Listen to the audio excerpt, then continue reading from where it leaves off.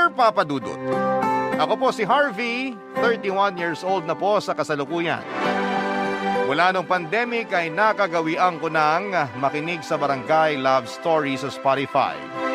Habang pauwi, galing sa negosyo ko na minamanage. Naaliw ako sa ideya na pwedeng ipadala ng listener na katulad ko ang parte ng buhay ko na gusto kong ishare. Kaya nung minsang narinig ko yung announcement ninyo sa Barangay LS, kung saan ipapadala ang kwento ay nag-ipon muna ako ng lakas ng loob. At saka nag-email sa barangaylovestories@yahoo.com. Papadudot, ang kwento ko po ay nangyari 1 taon na ang nakakalipas. Binata pa po ako noon.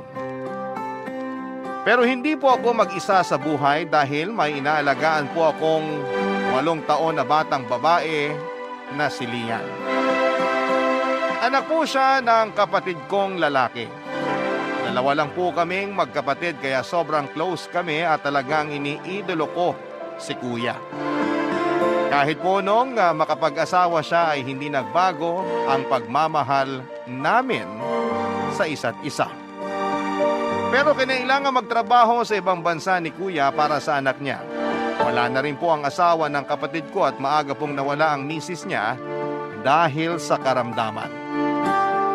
Since wala na rin pong mga magulang namin at kami na lamang magkapatid ang magkasama, ako na lang po talaga ang mapag-iiwanan niya ng anak niya. Bagamat nakakalungkot na kinailangang umalis ng kapatid ko ay masaya naman po ako sa pag-aalaga at pagbabantay sa pamangkin ko. Sabi ko nga sa sarili ko kahit malayo si kuya ay si Lian ang koneksyon ko para hindi ko maisip na hindi ko siya kasama. May maliit po akong negosyong pinapatakbo kaya dahil doon ay marami po akong oras para sa pamangkin ko. Nayahatid ko siya sa eskwela sa umaga at sa hapon naman ay sumasabay siya pauwi sa isa sa mga teacher niya. Nasa same floor kasi ang mga unit na tinitirhan namin kaya isinasabay na niya ang pamangkin ko sa pag-uwi. Hindi sila magkasabay pumasok ni Lian kasi mas maaga ang punta ng teacher niya sa eskwelahan. Kaya sa uwian na lamang sila nagkakasabay. Sa pagpapatuloy ng kwento, malalaman ng mga kabarangay natin kung bakit ganon ang naging setup ng pamangkin kong si Lian at ng teacher niya.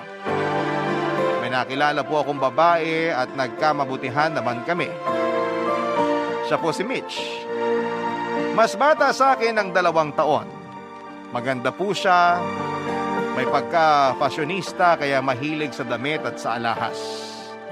2022 po kami nagkakilala, Papa Dudut. Mabait po si Mitch, maalalahanin at napaka-appreciative niya kapag nireregaluhan ko siya dahil ipinagyayabang niya talaga na bigay ko yon. Madalas po kaming lumalabas noon kaya mas lalo kaming naging malapit sa isa't isa. Pero sinisiguro ko po na naihatid ko na si Lian sa school bago kami magkita ni Mitch at nakauwi na ako sa unit bago siya ihatid ng teacher niya pauwi. Hindi ko po alam na mga panahon na yon kung nagtataka ba si Mitch sa oras ko. Pero hindi naman po siya nagtatanong kaya hindi ko na din naman pinapaliwanag sa kanya kung bakit ganon. Isang araw, Papa Dudut, ay natapos ko lahat ng kailangang asikasuhin sa negosyo kaya maaga kami nagkita ni Mitch. Pero sa unahang pagkakataon ay sinabi ni Mitch na sa unit ko daw kami magpalipas ng oras. Pumayag naman ako, Papa Dudut. Matagal ko na kasi siyang gustong yayain sa kondo, kaya lang dahil babae siya ay ayoko naman na mag-isip siya ng hindi maganda sa imbitasyon ko. Kaya natuwa ako nung siya na mismo ang nagsabi. Sa wakas, maipapakilala ko na rin sa kanya ang pamangkin kong si Lian, Papa Dudut.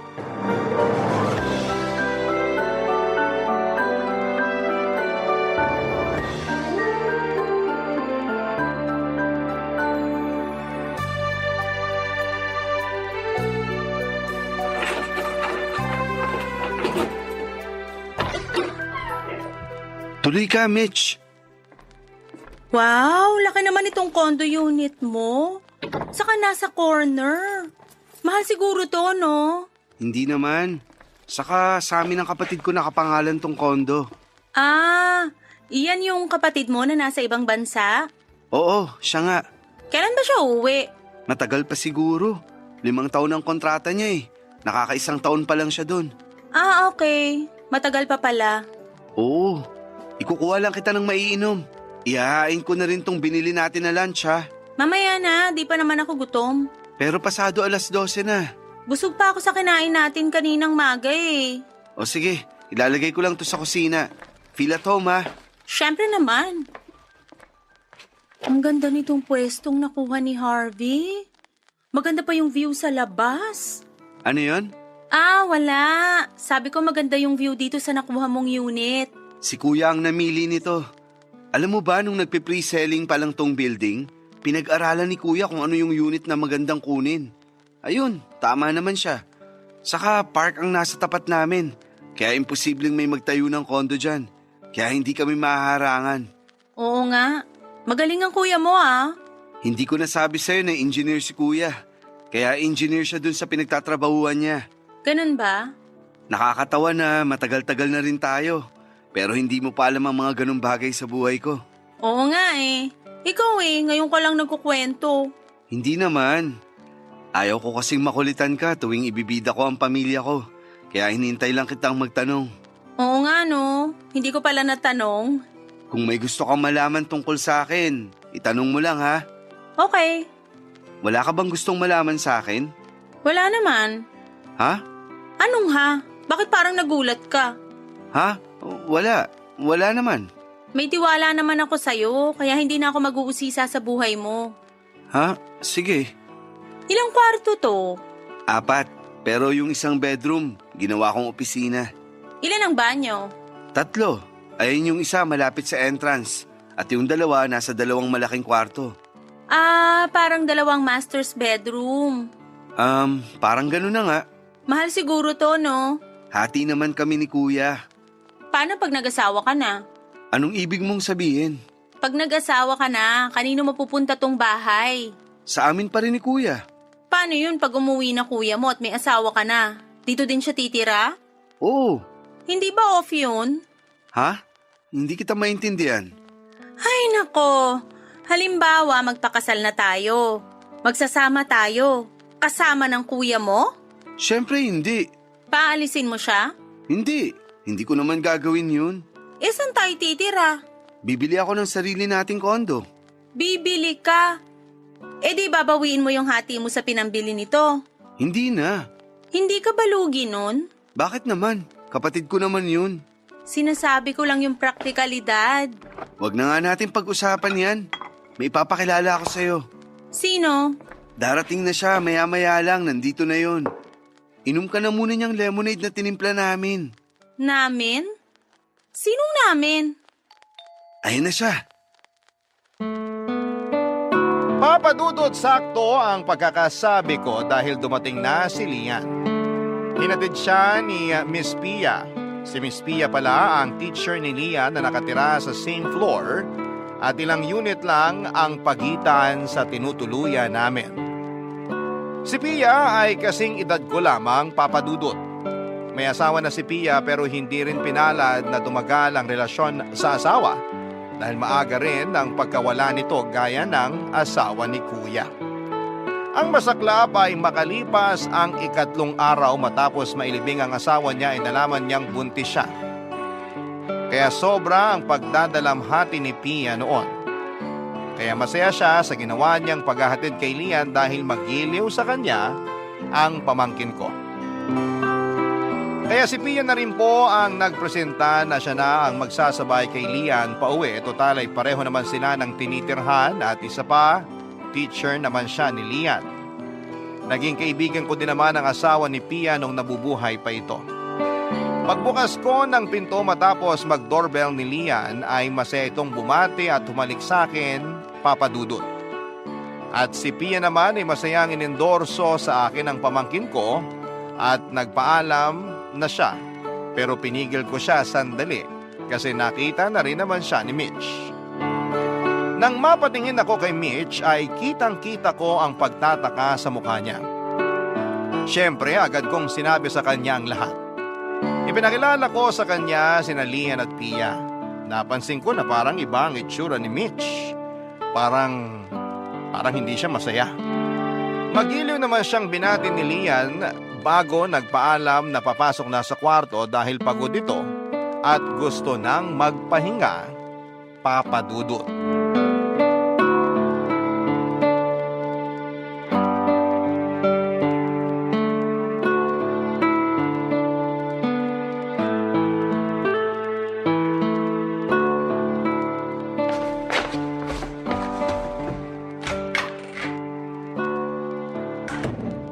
Di ba isa sa master's bedroom yung pinasukan niya? Ha? Oo. Kwarto niya yon? Oo. Nung umalis si kuya, doon na nagkakwarto si Lian. Excuse me. Aalis na ako, Harvey. Ay, sorry Pia. Si Mitch nga pala. Hello? Hindi ba masyadong malaki yung kwarto para sa pamangkin mo? Hindi naman. Dapat dun sa mas maliit lang siya nagkukwarto. Baka masyadong ma-spoil yung pamangkin mo. Hindi naman. Mabait na bata si Lian. Oo, at matalino pa. Harvey, ang sinasabi ko lang, baka pagdating ng araw maging demanding yung pamangkin mo. Hindi mangyayari yun. Masanurin at magalang si Lian. Excuse nga, sino ka ba? Ba't ka sumasabat? Mitch! Pia, pasensya ka na. Palabiruyang si Mitch. Hindi ako nagbibiro. Sino ka ba? Teacher ako ni Lian. Eskwelahan pa ba to? Mitch, ano ka ba? Mabuti pa aalis na ako. Mabuti pa nga. Mitch, ano bang nangyayari sa'yo?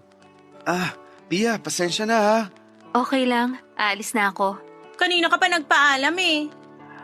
Ay. Sige, Pia, mag-ingat ka. Pasensya na. Sige. Mag-iingat. Di ba dito ka lang sa floor na to nakatira? Medyo tanga ka na siguro kapag may nangyari pa sa'yo papuntang unit mo. Mitch, ano ba? Aalis na ako.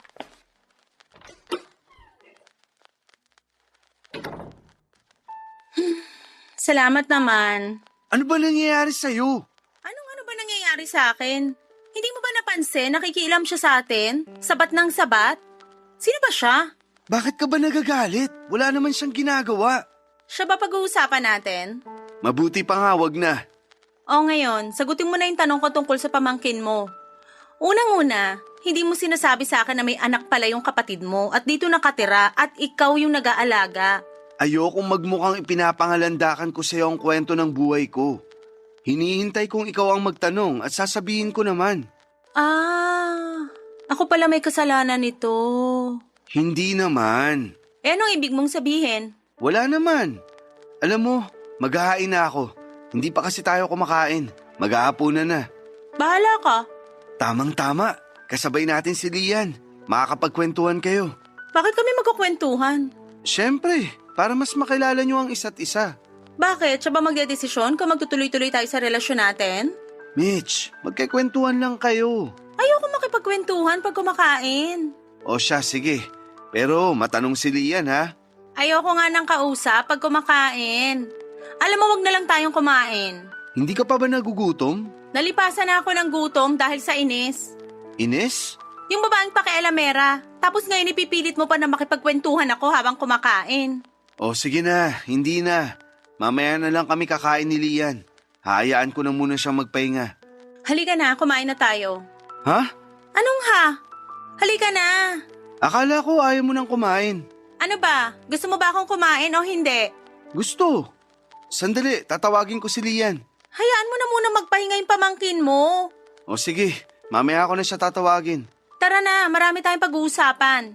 Akala ko ba ayaw mo nang kinakausap ka pag kumakain? Ano ba? Gusto mo ba ako nandito? Ha? Oo. Sige, halika na. Kinabukasan ay bumalik si Mitch sa kondo namin, Papa Dudut. Masaya siyang dumating doon ng maaga pa. So sorpresahin niya raw ako pero siya ang nasorpresa nang makita niya na nagbabanding kami ng pamangkin ko. Nawala sa isip niya na Sabado pala ng araw na yon at walang pasok si Lian. Pero hindi siya nagpahalata at masaya siyang binati ako at kahit papaano ay binati din niya si Lian. Siyempre po dahil sa pagmamahal ko kay Mitch ay natutuwa ako sa maliliit na gestures niya para kay Lian. Naintindihan ko po na gano'n ang naging reaksyon niya kasi nabigla siya sa sitwasyon ko. Inaamin ko naman po na mali ko rin talaga na hindi ko kaagad sinabi sa kanya ang lahat. Yung tungkol sa pamangkin ko at sa paghahatid ni Pia sa kanya.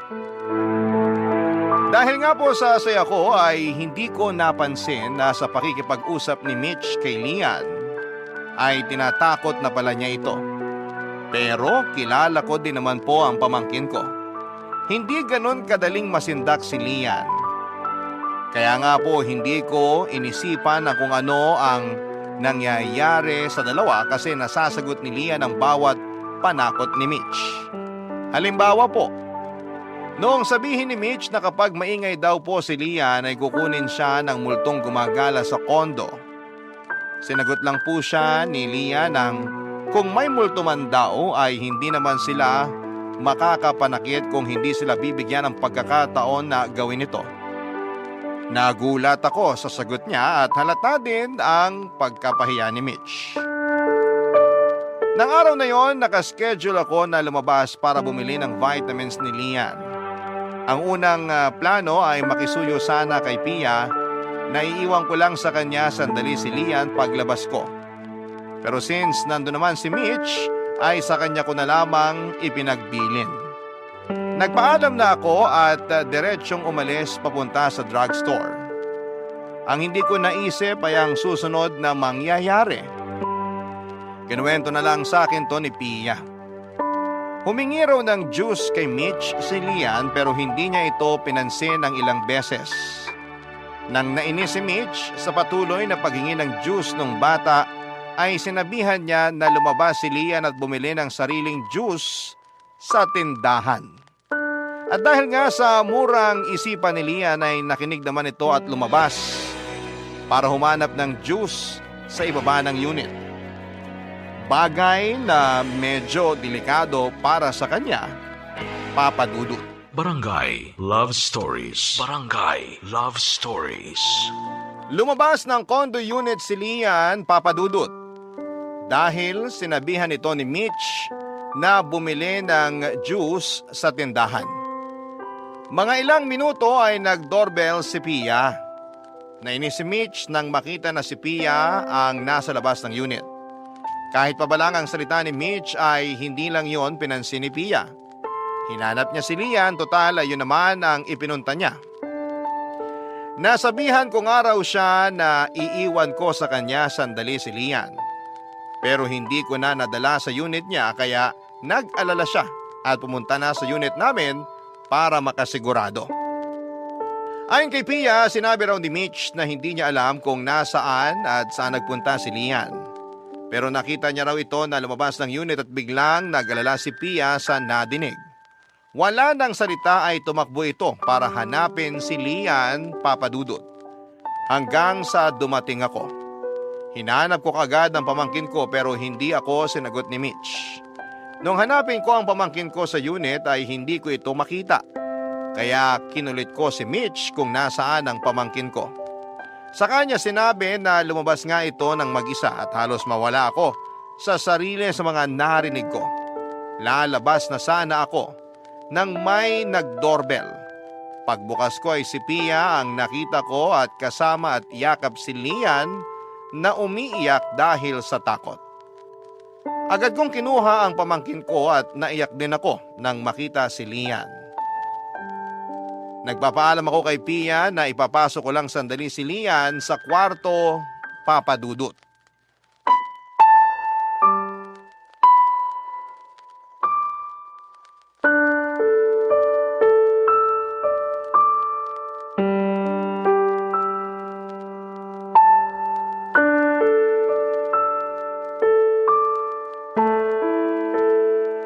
Oh, ano pang ginagawa mo dito? Bakit? Oh, ayan, bayani ka na naman sa paghahatid kay Lian. Alam mo, hindi kita maintindihan. Kaya hindi na lang kita papansinin. Bastos ka din, no? Teacher ka pa naman. Hoy, ako wala akong pakialam sa pambabastos mo sa akin, ha? Pero wag mo madamay-damay ang propesyon ko. Ay, ang tapang. Kung babastusin mo ang pagiging teacher ko, patapang talaga ako. Epal ka kasi. May salamin dun sa banyo. Baka gusto mo munang tingnan ng sarili mo. Hindi ako epal. Ikaw ang epal. Nakikialam ka sa relasyon namin. Ano bang pakialam ko sa relasyon nyo? Tsaka hindi ka ba nahihiya? Ang kapal mo din, no? Ako pa talaga ang dapat mahiya? Wow! Manhid ka talaga? Matapos mong itaboy yung bata? Alam mo ba muntik na siya makalabas ng kondo? O ano ngayon? Kasalanan ko? Ewan ko sa'yo. Hindi ako nakikipag-usap sa walang... Walang ano? Hulaan mo. Siraulo ka! Anong gagawin mo? Sasaktan mo ko? Subukan mo! Aba, matapang ka, ha? Mitch! Harvey! Anong gagawin mo? Bakit ka nakaambang sasampalin si Pia? Hindi! Mitch naman! Yan kasi eh. Kumusta si Lian? Epal ka talaga. Nakatulog na siya. Salamat naman. Epal, Babalikan ko na lang siya mamaya ah. kapal mo. Hayaan na muna natin siya magpahinga. Natutulog na si Lian. Aalis na muna ako, Harvey. Babalik na lang ako mamaya kapag maaliwalas na ang paligid. Ano? Sige, Pia. Salamat. Ano to, Harvey? Parang hindi mo ako nadidinig kanina. Ha? Anong ha? Binubuisit mo ba talaga ako? Hindi kita maintindihan. Kasi nagpapauto ka sa babaeng yon. Nagpapauto? Nagmamaang-maangan ka pa? Ano bang sinasabi mo? Kaibigan ko lang si Pia. Kaibigan mo. Ikaw ba kaibigan ng tingin niya? Ano bang sinasabi mo? Halatang halata siya. Hindi na nahiya. Ang laki naman ng tiyan. Dahil buntis siya. Buntis? May asawa si Pia. Eh may asawa pala siya eh. Bakit punta siya ng punta dito? Dahil kay Lian. Baka dinadahilan lang niya si Lian. Ano ba naman yung iniisip mo? Paano ba naman? Naiinis ako sa kanya. Ikaw lang naman ang naiinis. Hindi ka naman niya inaano. Basta naiinis ako sa kanya. Pwede ba itigil mo na yung pagsiselos mo? Mabuti pa ayusin na natin ang lahat para makapagpakasal na tayo. Anong aayusin? Itong bahay, kung kanino dapat mapupunta pag nag-asawa ka na. Sabi ko na sa'yo, kay kuya. Bakit ba sa kanya? Mas malaki ba ang bag niya dito sa bahay? Pareho lang kami. Oh, yun naman pala eh. Dapat sa'yo mapunta tong bahay. Usapan na namin ni kuya yun. Pag nag-asawa na ako, hihiwalay na ako kapag nakauwi na siya. Kay kuya may iiwan tong kondo kasi may anak na siya. Magkakaanak din tayo. Pag nangyari yan, siguradong may sarili na akong condo unit. Papa Dudut, hindi ko na lang muna pinansin ang nangyaring insidente na alam kong si Mitch ang may gawa. Pinigil ko ang emosyon ko dahil ayokong magalit sa kanya, Papa Dudut. Mahal ko ang pamangkin ko pero mahal ko rin si Mitch. Noong gabing yon na kami na lamang ni Lian ang nasa kondo ay kinausap ko siya. Sinabi ko na huwag magalit kay Mitch dahil mabait naman ito. Dahil mabait at masunuring bata si Lian ay sumang-ayon ito sa akin. Dahil na rin sa pagmamahal niya sa tiyuhin niya.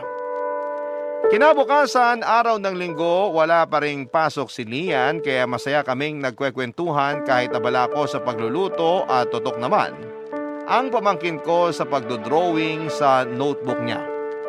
Nagtatawanan pa kami ng may mag-doorbell. Si Mitch. Bumalik siya sa kondo at hindi ko siya inaasahan kasi hindi naman kami nagkikita tuwing araw ng linggo. Pumasok siya at pansin ko na kampante na siya sa kondo. Humalik lamang ito sa akin at nahiga na sa may sofa. Saka nilabas ang cellphone niya. Hinayaan ko na lamang muna siya, total ay hindi pa ako tapos sa pagluluto.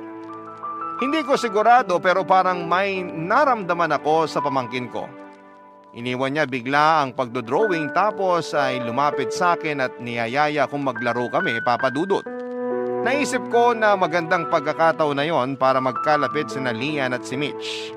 Sinabihan ko ang pamangkin ko na yayain si Tita Mitch niya na maglaro. Kahit may takot ang bata ay sinunod pa rin niya ako. Nilapitan niya si Mitch at niyaya ito na maglaro pero hindi siya pinansin ito. Paulit-ulit siyang nagyaya pero hindi ko inaasahan ang sumunod na nangyari. Nakita ko na lamang na nakahiga sa sahig si Lian at umiiyak ng malakas. Dahil din siguro sa pagkabigla, napatakbo ako para kargahin siya. Nang tanungin ko si Mitch kung anong nangyari ay hindi niya raw alam. Nakita na lang daw niyang nakahiga si Lian sa sahig. Umiiyak na naman ang pamangkin ko. Kaya ipinasok ko siya ulit ng kwarto. Kasi doon siya nare-relax. Hinayaan ko siya sa pag-iyak habang kinakausap hanggang sa makatulog na lamang uli ito. Saka ko siya iniwan at tinuloy ang pagluluto ko. Nung naguhugas na ako ng mga ginamit ko ay biglang may nag-doorbell, Papa Dudut.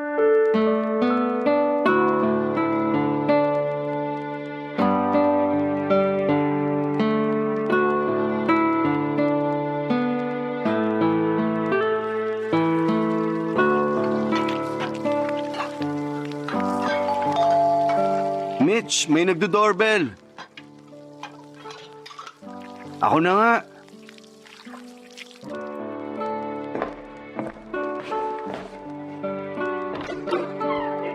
Pia, good morning.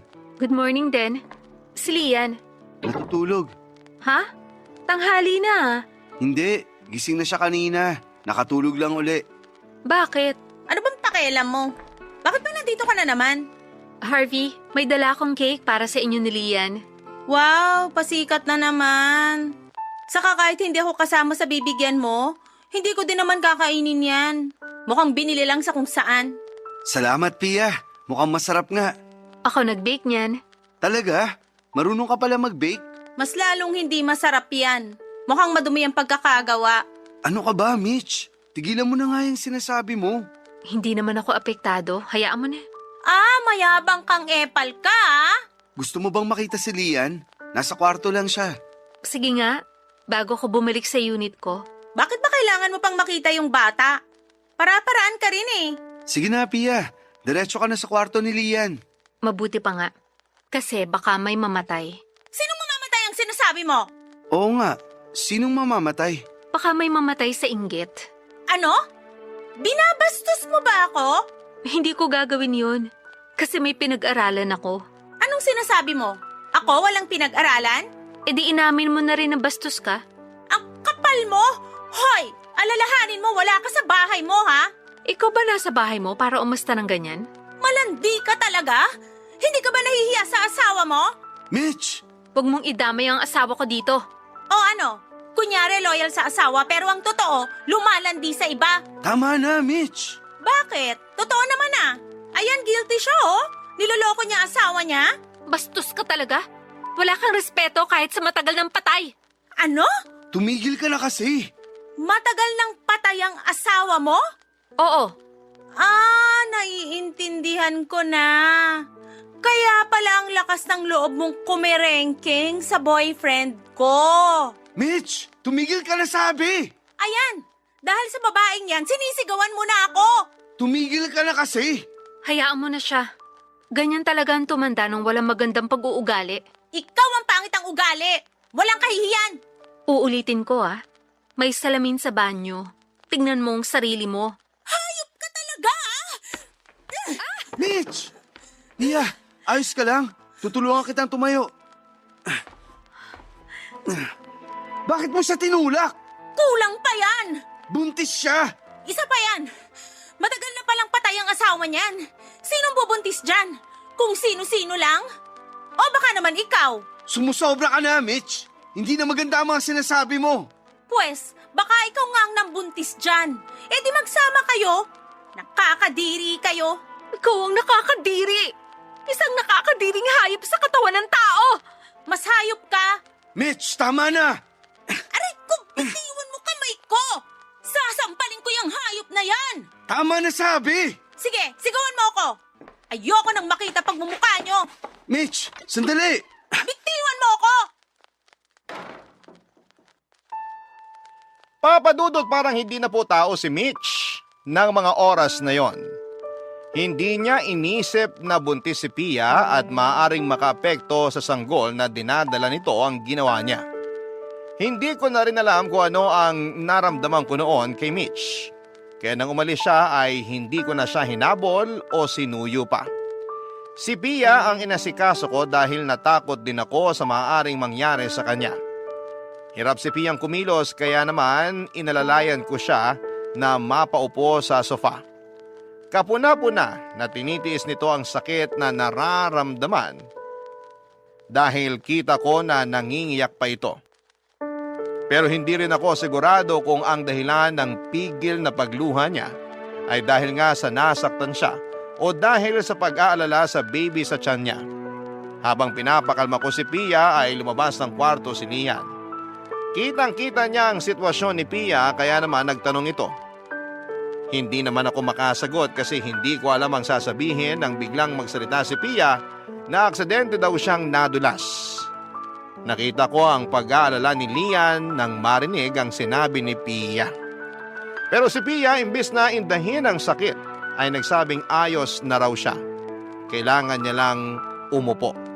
Dahil siguro gustong aliwin ni Lian si Pia ay niyaya niya ito na maglaro at sinabi ko na lamang na hayaan na muna niya si Teacher Pia niya na makapagpahinga. Pero si Pia ay hindi naman nagpapigil.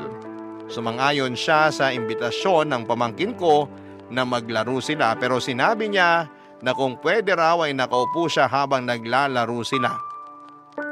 Masayang pumayag ang pamangkin ko sa sinabi na maglaro daw sila ng doktor-doktoran. Si Lian ang doktor, si Pia naman ang pasyente para daw maalagaan siya. Nakipaglaro nga si Pia at naging masaya naman si Lian pero mas masaya ako sa nakita ko kung gaano sila ka-close sa isa't isa. Lalo akong bumilib kay Pia sa ginawa niya.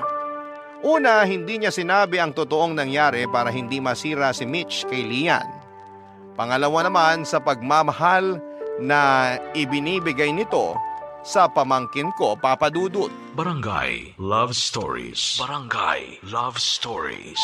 Papa Dudut, kahit na nagwo-worry ako na baka may masakit pa kay Pia habang nakikipaglaro ito kay Lian, ay natatabunan naman ang pagwo-worry ko sa masayang nakikita ko sa relasyon ni na Pia at ng pamangkin kong si Lian. Grabe ang sakripisyo ni Pia noong araw na yon. Kahit may masakit, Papa Dudut, ay hindi niya ipinahalata para hindi maapektuhan si Lian. Sinabihan ko ang pamangkin ko na tumigil na muna ng paglalaro at pagod na si Pia. Pero nagdahilan naman si Pia na kesyo magandang ensayo daw yon sa magiging bagong responsibilidad niya. Ang responsibilidad ng pagiging isang ina. Para daw kapag lumabas na ang baby niya ay alam na niya kung paano alagaan. Sinabi pa ni Pia na imbes na nag-iisip daw ako na kung ano-ano at nag-aalala, ay makipaglaro na lang daw ako sa kanila. Sinunod ko ang sinabi ni Pia dahil tama siya. Masyado ako nagwo-worry kaya kailangan ko ng magagawa. Hindi ko maipaliwanag kung ano ba ang nararamdaman ko noon. Habang tumatagal ang paglalaro namin, ay napakasaya ko sa mga nangyayari. Natapos ang araw na yon nang hindi na nagpakita o nagparamdam man lang si Mitch. Natapos ang araw na yon nang hindi ko man lang siya hinanap, Papa Dudut.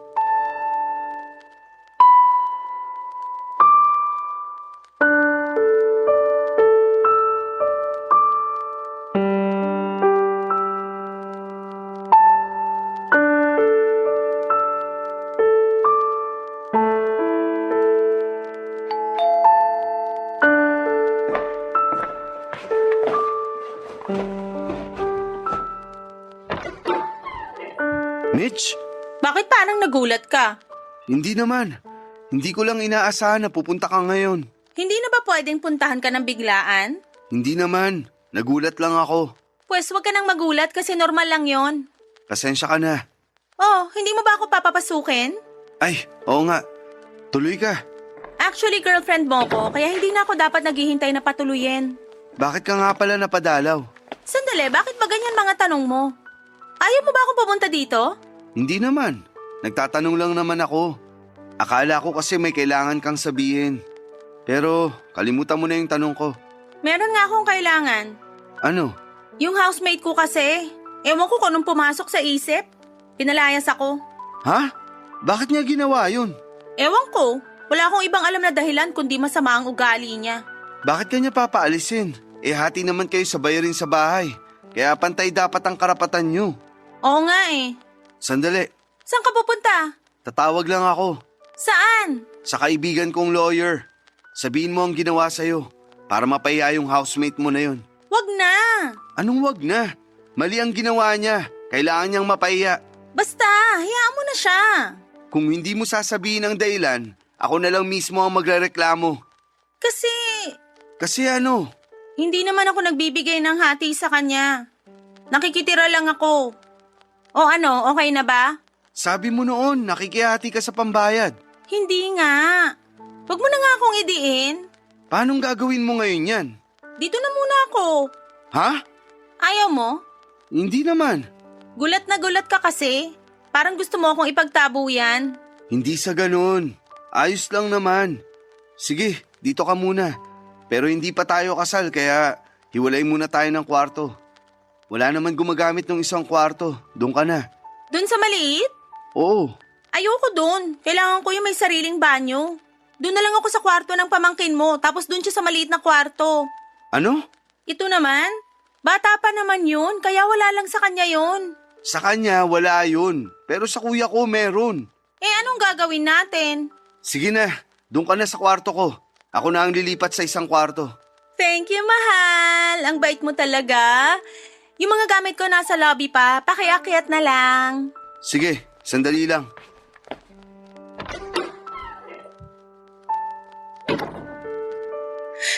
Ay, ang dali talagang utuin ni Harvey. Napaganda pa yung pagpapalaya sa akin dahil mas malaki itong nilipatan ko. Ano ba yan? Ngayon pa may nag-doorbell. Ako pa magbubukas. Wisit.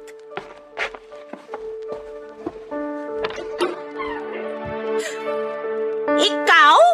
Bakit? Anong bakit? Wala si Harvey. Wala kang haharutin.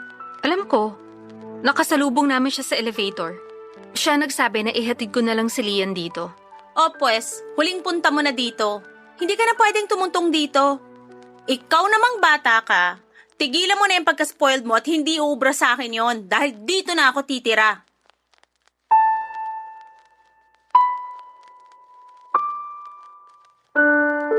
Papadudot nakakyat na ako patapos kong kunin ang mga gamit ni Mitch sa lobby nang makita ko na nasa tapat pa rin ang pinto ng unit namin sina Pia at Lian. Sinabi ko sa kanila na babalik pa ako sa lobby para kunin ang iba pang mga gamit ni Mitch. Kasi naghapot na pala talaga siya. Kaya naman isinama muna ni Pia si Lian sa unit niya. Dahil sa pagkabala ay agad akong pumayag. Hindi na ako nagtanong kung bakit dahil tiwala naman ako kay Pia. Nakatatlong balik ako sa lobby sa dami ng maletang dala ni Mitch at habang nangyayari yon ay nakahiga lang si Mitch sa sofa at nagsa-cellphone. Pero hindi ko na lamang pinansin dahil mahal ko siya. Matapos kong mahakot ang mga gamit ni Mitch ay sinundo ko na si Lian kina Pia. Habang pabalik kami sa unit ay pinaliwanag ko sa kanya na lilipat ako ng kwarto para naman hindi magtaka ang bata pag nakita niyang doon na ako sa maliit na kwarto na tutulog. Ang nasabi lang ni Lian sa akin ay tutulong daw siya na magligpit ng gamit ko. Napon ako na parang ayaw mawalay sa akin ang pamangkin ko. Ramdam ko na pilit lang tinatago ni Lian ang takot niya kay Mitch. Sa paglipas nga ng mga araw na nandun si Mitch ay nakita ko kung gaano niya hindi gusto ang pagkalinga sa pamangkin ko. Hindi gaya ni Pia, si Mitch ay wala talagang pakialam kay Lian. Pakiramdam ko ng mga oras na yon ay parang nababawasan ang pagmamahal ko kay Mitch. Pero pinaglalabanan ko ito. Hanggang sa mapagdesisyonan kong bumili ng engagement ring. Hindi ko napansin na natunugan pala ito ni Mitch. Yung pagbili ko ng singsing. Kaya nung araw na yon ay nag-ayos si Mitch ng todo. Nagbihis ng maganda at hinintay ako na makauwi. Papa Dudut.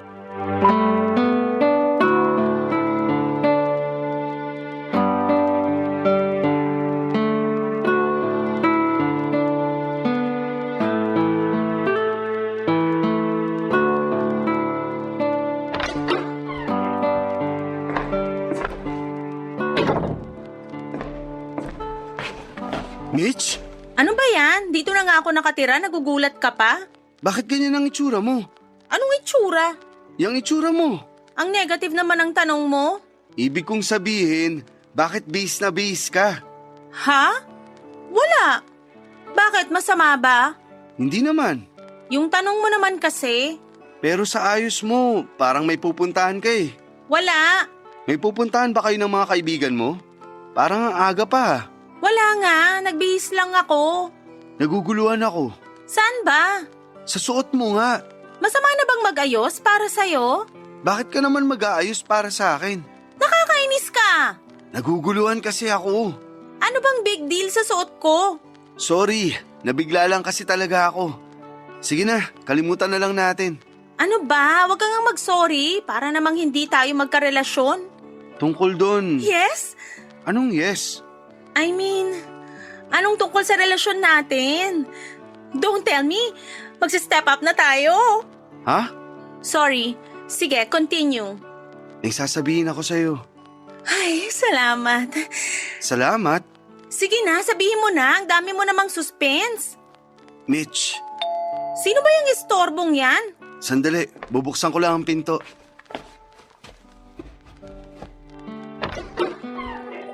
Pia, tuloy ka. Anong ginagawa ng babaeng yan dito? Pinapunta ko siya. Magpapapunta ka lang ng witness, yan pa. Ay, sandali. Mabuti pa lang nandyan siya para madinig at makita niya ang lahat. Sige na, Harvey. Ituloy mo na yung sasabihin mo. Gusto kong maghanap ka na ng ibang malilipatan. Ano? Lilipat tayo? Bakit? Gusto ko dito. Darating na ba kuya mo? Sila na lang lumipat. Hindi pa darating si kuya. Ang ibig kong sabihin, humanap ka na ng malilipatan mo. Bibigyan kita ng 1 linggo. Ano? Teka, alam mo hindi pasok yung joke mo. Sabihin mo na yung totoo para mapahiya yung babaeng yan. Anong totoo? Nayayayain mo na ako magpakasal. Ano? Alam nyo, hindi ako kailangan dito. Babalik na lang ako pagkatapos nyo mag-usap. Mabuti pa nga. Sandali! Ikaw lang ang kailangan ko makausap. Ipapasundo mo na ba si Lian sa classmate niya? Hindi. Maaga pa. Mamaya na natin sunduin. Umalis ka na nga dito. Mitch, tumigil ka na. Iwan mo na nga muna kami. Ano? Teka, ano yung ginagawa mo? Bakit ka lumuluhod sa harap niyang babaeng yan? Pia, hindi ko alam kung paano pero alam ko kung bakit kita mahal. Sana tanggapin mo ang pagmamahal ko sa'yo. Ha? Hayop ka talagang babae ka! Mga agaw ka! Hindi mo na siya masasaktan dahil ako makakalaban mo. Harvey, sasabihin Mabuti ba pumasok ka na sa kwarto at mag-impake? 3 araw na lang ang ibibigay ko sa'yo para makahanap ka ng malilipatan. Seryoso ka ba? Oo, Harvey, sorry. Magbabago na ako. huli na Mitch. Pero ganun pa man, pinapatawad na kita. Pero hanggang dito na lang tayo. Harvey, anong nangyayari? Mahal kita. Papa Dudut, ang tagal kong nag-ipon ng lakas ng loob para masabi ang lahat ng gusto kong sabihin. Hindi lang kay Pia kundi para kay Mitch. Minahal ko si Mitch pero hindi niya minahal kung sino ako. Kung ano ang meron ako. Ang weird nga kasi hindi ko alam ang pagkataong yon ni Mitch. Hindi ko inaasahan yon kasi maayos naman siya noong simula ng relasyon namin. Ayaw ding maniwala ng utak ko na lumabas yung ganong ugali niya kasi maayos yung kondo na tinitirhan namin ng pamangkin ko. Sa lahat ng mga kagaspangan ng ugali ni Mitch na ipinakita niya sa amin na sobrang gumulad sa akin, kabaliktaran naman ang kay Pia. Mahalaga sa akin si Kuya kaya mahal ko ang pamangkin kong si Lian. Kaya kung hindi ko kayang tanggapin ng babaeng karelasyon ko ang pamangkin ko ay hindi kami para sa isa't isa. Meron talaga sigurong ganong stage sa buhay ng tao na biglang maibabaling mo ang pagmamahal mo sa iba. Kasi medyo kakaiba yung nangyaring yon para sa akin. Wala naman kaming romantic connection ni Pia noon. Mahal ko naman talaga si Mitch kasi biglang nalipat yung pagtingin ko. Natatawa nga ako pag may ganong eksena akong napapanood sa mga pelikula. Pwede palang mangyari yon sa totoong buhay.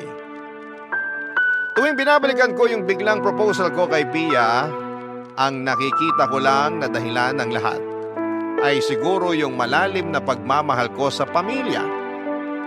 Nakita ko na magaan kasama si Pia at madali siyang pakibagayan. Hindi tulad ni Mitch na ako lang ang mahal at hindi ang pamilya ko. Sa pag-ibig kasi ay package deal yan. Kung mahal mo ang isang tao ay dapat tanggap mo rin ang pamilya nito. Tanggap in a sense na hindi mo naman kukonsintihin ang mga nagawang mali. Ang ibig kong sabihin ay tanggap mo sila at hindi itatrato na parang walang kwenta. Wala na rin namang nagawa si Mitch dahil noong 3 araw matapos ang pagtutuos namin ay umalis na rin siya sa unit. Ako na ang nag-ayos ng lahat, Papa Dudut. Ako na ang kumuha ng movers para sa mga gamit niya at ang paghahanap ng apartment. Binayaran ko rin ng deposit at 3 months na advance sa renta. Siguro naman po, kaya na niyang suportahan ang sarili niya bago matapos ang 3 buwan. Inabutan ko pa siya ng konting panggastos na hindi naman niya tinanggihan. Hindi ko na rin naman sisingilin sa kanya yon, pati na ang ibang mga nahiram niya sa akin noon. Ang importante ay magkahiwalay kami ng walang gulo. Hindi rin naman kami nagpakasal ni Pia, tinanggap niya ang pagmamahal ko, pero ang kasal ay pinagpaliban namin. Pakiusap niya na gusto niya munang matapos ang pagluluksa niya sa asawa niya bilang respeto at pagmamahal dito, bago namin pagdesisyonan ang kasal. Hindi naman ako nagmadali at handa akong maghintay. Basta ang importante ay nandyan na siya at hindi na mawawala pa. Ang plano namin ni Pia, magpapakasal kami after 3 years. Inako ko na rin pala ang anak niya, ako na ang tumayong tatay nito. Ang pamangking kong si Lian ay nasa akin pa rin. Masayang masaya si Kuya sa nangyayari sa akin. Sa kasal namin ni Pia, siya ang best man ko. Masaya ang pagsasama namin ni Pia at parang magkapatid sina Lian at Jericho. Yun ang pangalan ng anak ni Pia. Sa ngayon ay dito muna kami sa unit namin nakatira. Ang unit naman ni Pia ay pinapaayos namin para pagdating ni Kuya ay lilipat na kaming 3 ni Pia at ni Jericho doon. Maraming salamat po, Papa Dudut, sakaling mapili po ninyong basahin ang kwento ko sa Barangay Love Stories. More power po sa inyong programa. Ang inyong kapuso at kabarangay forever, Harvey. Dear Papa Dudut, isa ako sa mga tagapakinig ng Barangay LS 97.1 sa Spotify. Doon ako nagmamarathon ng mga kwento ng mga kabarangay natin. Ako nga pala si Topper, 40 years old, breadwinner ng pamilya. Simula nang nakapagtapos ako ng pag-aaral at nakapagtrabaho, ay sa akin na inasa ng pamilya ko ang pang-araw-araw namin. Inako ko ang responsibilidad kasi gusto ko rin naman. Lalo't naging saksi ako sa paghihirap ng mga magulang ko para lamang mabuhay kami ng Kuya Gilbert ko, Papa Dudut. Mas matanda siya ng 5 taon sa akin. 2 lang kaming magkapatid pero malaki ang naging hirap sa amin ng mga magulang namin. Lalo't sakitin ako at madalas ay naoospital noong bata pa lamang. Imbes na makaipon ang mga magulang ko ay dumudulas lang sa kanilang palad ang mga kinikita nilang pera noong nagtatrabaho pa sila. Kaya nagmadali ako makapagtapos at makahanap ng trabaho. Pinalad naman at napili akong magtrabaho sa isang sikat na kumpanya na merong mataas na pasahod.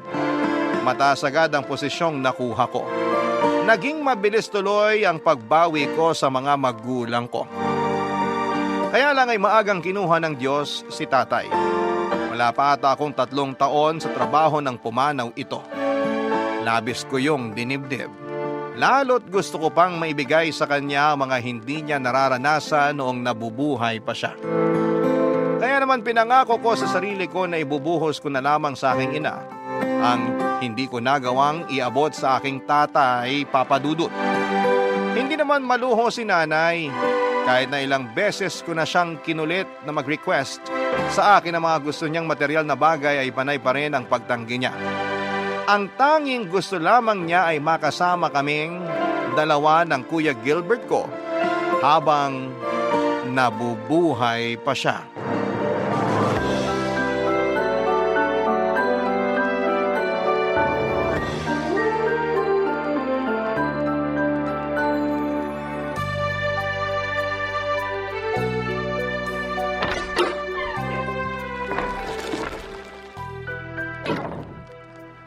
Nay, Oh, Topper!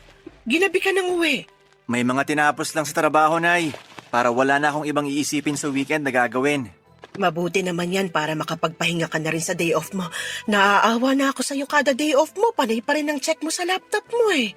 Hindi lang talaga mapakali, Nay, kapag may hindi ako natatapos sa trabaho. Kumain ka na po ba? Bumili kasi ako ng lechong manok at ice cream. Pagsaluhan natin na Kuya Gilbert.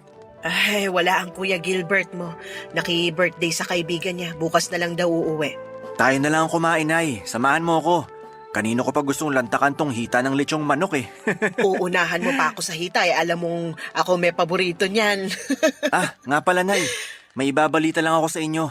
Mag-aasawa ka na ba? Wala ata yan sa palad ko. Ay, hayaan mo't idudulog ko sa Diyos na iukit yan sa palad mo. Akong bahala. Malakas ako sa itaas. May pinapaupa kasing kondo malapit sa trabaho ko. Nirekomenda lang ng boss ko. Mahal ang kondo. Sabi ng sasabil mo mahal daw ang bayad sa kuryente. Hindi praktikal. Pero malapit kasi sa trabaho ko, lalakarin ko lang. Baliwala na sa akin kung magkano man po yung ibabayad sa kuryente. Hindi naman na ako mamamasahe. Praktikal yun. Maliit din ang mga kondo. Halos hindi ka makakagalaw ng maayos doon. 2 po ang kwarto, Nay. Malaki ang isang kwarto at kasyang 2 kama. Para sa inyo ni Kuya. May balkonahin na rin para kapag mag-iyosi kayo ni Kuya, meron na kayong pupuntahan. Gusto mo na bang lumipat? Sana. Mas malapit kasi sa trabaho at hindi ganun kamahal ang upa dahil kilala ng boss ko yung may-ari ng unit. Ewan ko ha, parang hindi ako magiging masaya kapag lumipat tayo. Bakit naman po? Ang hirap kasing mag-empake at maglipat eh. Hindi na natin poproblemahin yan kasi meron naman pwedeng bayaran para sa paglilipat ng gamit natin. Kung pag-iimpake lang din naman, andito naman kami ni Kuya para tulungan ka. Kung hindi pa sapat, pwede tayong magbayad ng tutulong para mag-impake. Alanganin pa rin ako. Mas komportable na kasi ako rito. Kilala ko ng mga kapitbahay natin. Kaklose ko na rin sila. Madaling lapitan kapag hihiraman ng kawali o toyo. Nay, may magiging kapitbahay din tayo roon. May kawali rin sila, toyo. Pwede mo pa rin silang kilalanin. Dito sa atin malapit ang mga tindahan at palengke. Mabilis na lakaran lang, nasa palengke na ako. Marami ring pharmacy sa paligid. Mabilis ako makakabili ng maintenance ko. Sa ground floor ng condo, may pharmacy doon na 24/7. May katabi rin na convenience store ang pharmacy na yon. Bukas din magdamag. Ang tanong, mabait bang mga tindera ron? Kasi yung mga pinagbibilan ko, close na kami. Tropa-tropa ba? Ang nanay talaga. Pati yan pinoproblema pa. Hindi kasi madaling lumipat. Marami kang kailangang isaalang-alang. Ano po ba yung totoong dahilan kung bakit ayaw niyong lumipat? Sinabi ko na sa'yo. Nay, Ay, paano ang mga alaala ng tatay mo rito? Iiwan na lang natin, ganun? babaunin natin sa paglipat. Kahit sa dulo pa tayo ng mundo lumipat, kasama natin ang mga alaala ni tatay. Madadala mo ba sa kondo yung sulok ng kwarto namin ng tatay mo? Alam mo bang dun sa madalas tumatambay nung nabubuhay pa siya sa kaliwang sulok ng kwarto? Sabi niya, sakto raw ang tama ng araw doon. Hindi masakit sa balat at mata. Hindi mainit. Saka, hindi malakas ang buga ng hangin doon mula sa bintana. Hindi nilalamig ang tatay mo tuwing pumupwesto ron. Pero wala na po si tatay. Wala nang pupwesto ron. Kahit na. Masaya ako sa tuwing nagigising ako at nakikita ang sulok na yon. Iniisip ko, nasa kusina lang siya at naghahanda ng kape at saka siya papasok sa kwarto namin para magkape sa sulok na yon. Nay, Sabi mo, lahat ng hihilingin ko sa'yo, ibibigay mo. Ito lang ang hiling ko. Pagbigyan mo na ako. Hindi ko na sinagot pa si Nanay Papadudut. Panalo na siya. Nagamit niya sa akin ang mga sarili kong salita laban sa bala ko. Hindi ko na rin siya pinilit pa na lumipat, Papadudut. Alam ko naman na kapag matanda ka na, sentimental ka na sa maraming bagay. Si Nanay ang nangunguna sa amin sa pagiging sentimental. Kaya hindi niya magawang bitawan ang tinitirhan naming bahay. Doon na kasi kami tumira mula pagkabata namin ni Kuya. Doon na kami lumaki at nagkamalay. Masyado na ngang luma ang bahay kung tutuusin. Marami na itong problema sa bubungan at mga pader. Isa yon sa mga dahilan kung bakit gusto ko na ring lumipat dahil hindi na ako komportable sa mga sira ng bahay namin. Kaya lang ayaw talaga ni Nanay umalis, kaya napilitan akong pumayag sa gusto niya. Nang hinayang ako sa kondo na nirekomenda ng boss ko, sa totoo lang, gusto ko pa naman sana ng pagbabago at para hindi na rin ako mahirapan sa pagkukommute. Mas pinili kong pagbigyan kung saan magiging masaya at komportable ang nanay ko. Iyon na rin naman ang nakasanayan ko lalo na noong namatay si Tatay Papadudut. Para ba akong laging natatakot na baka hindi ako makabawi sa nanay ko tulad ng nangyari kay tatay. Kaya naman sinusulit ko ang bawat sandali na kasama ko si nanay at sinusunod ang lahat ng mga kahilingan niya. Hindi na natanggal ang pagiging balisa ko sa salitang kamatayan. Lagi akong pinangungunahan ng anxiety at takot ako sa tuwing naiisip ko na mawawala si nanay. Hindi kasi ako nakapaghanda noong namatay si Tatay Papadudut. Kaya bantay sarado ako kay nanay. Lahat ng magpapalusog at magpapasaya sa kanya ay ibinibigay ko. Ayoko na kasing maramdaman yung klase ng panghihina at panghihinayang na naramdaman ko noong lisanin ni tatay ang mundong ito. Kaya kahit may desisyon si nanay na labag sa kalooban ko, ay pinagbibigyan ko pa rin, Papadudut.